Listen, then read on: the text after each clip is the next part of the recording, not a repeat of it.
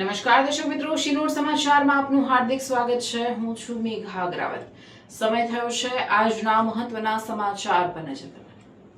આમોદ ભરૂચ મોહરમના પવિત્ર પર્વને શાંતિપૂર્ણ અને સૌહાર્દપૂર્ણ વાતાવરણમાં ઉજવવા માટે આમોદ તાલુકા પંચાયતના સભાખંડ ખાતે શાંત સમિતિની બેઠક યોજાઈ। બેઠકમાં પોલીસ વિભાગના અધિકારીઓ, નગરપાલિકાના પ્રતિનિધિઓ, વિવિધ સમાજોના આગેવાનો તેમજ તાજિયા કમિટીના સભ્યો ઉપસ્થિત રહ્યા હતા। બેઠક દરમિયાન મોહરમ પર્વ દરમિયાન કાયદો અને વ્યવસ્થા જળવાઈ રહે, શાંતિપૂર્ણ રીતે ધાર્મિક કાર્યક્રમો યોજાય તેમજ કોઈ અનિચ્છનીય ઘટના ન બને તે માટે જરૂરી સૂચનો અને માર્ગદર્શન આપવામાં આવ્યું હતું। ઉપસ્થિત આગેવાનોએ પણ પોતાના સૂચનો રજૂ કરી તંત્રને સંપૂર્ણ સહકાર આપવાની ખાતરી આપી હતી। પોલીસ અધિકારીઓએ જણાવ્યું હતું કે મોહરમ દરમિયાન સંવેદનશીલ વિસ્તારોમાં પૂરતો પોલીસ બંદોબસ્ત ગોઠવવામાં આવશે તેમજ તમામ આયોજકોને નિયમોનું પાલન કરવા અપીલ કરવામાં આવી હતી। બેઠકમાં હિન્દુ મુસ્લિમ એકતા, ભાઈચારો અને સામાજિક સૌહાર્દ જાળવી રાખવા પર વિશેષ ભાર મૂકવામાં આવ્યો હતો। અંતમાં શહેરના તમામ નાગરિકોની શાંતિ, સંયમ અને પરસ્પર સહયોગ સાથે મોહરમ પર્વની ઉજવણી કરવા અનુરોધ કરવામાં આવ્યો હતો।